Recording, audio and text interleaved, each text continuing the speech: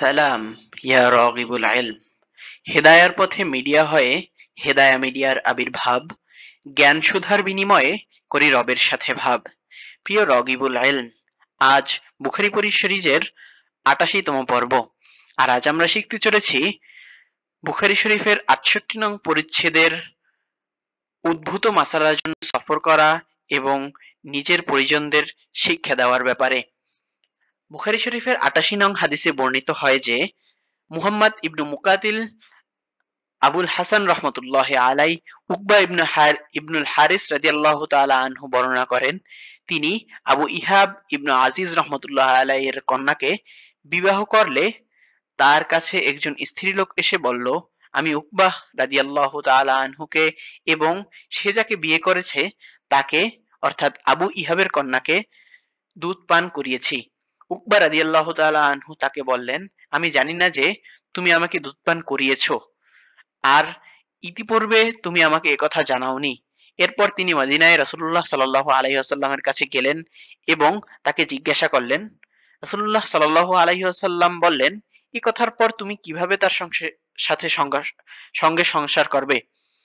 এরপর উকবা তার স্ত্রীকে আলাদা করে দিলেন এবং সে মহিলা অন্য স্বামীর সঙ্গে বিবাহ বন্ধনে আবদ্ধ হলো।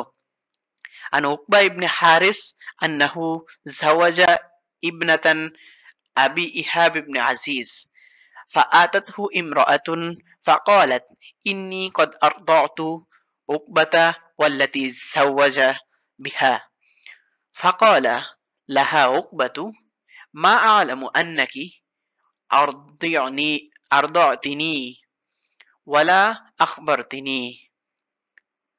فركب إلى رسول الله صلى الله عليه وسلم بمدينة فسأله فقال رسول الله صلى الله عليه وسلم كيف وقد قيل.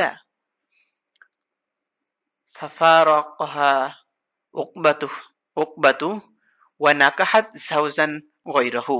এভাবেই প্রতিদিন একটি করে হাদিস শিখে রাসূলুল্লাহ সাল্লাল্লাহু আলাইহি ওয়াসাল্লামের ব্যক্তিত্বকে আপন করে নিতে হেদায়া মিডিয়া সাবস্ক্রাইব করে বেল বাটনে অল সেট আপ করুন আর ফেসবুকে ফলো করুন, যাতে রাসূলুল্লাহ সাল্লাল্লাহু আলাইহি ওয়াসাল্লামের কথাগুলো আপনার কাছে পৌঁছে যায় সবার আগে। সদকায়ে জারিয়ার মর্তবা অর্জনে লাইক, কমেন্ট, শেয়ার করতে ভুলবেন না যেন। আসসালামু আলাইকুম ওয়া রাহমাতুল্লাহি ওয়া বারাকাতুহু।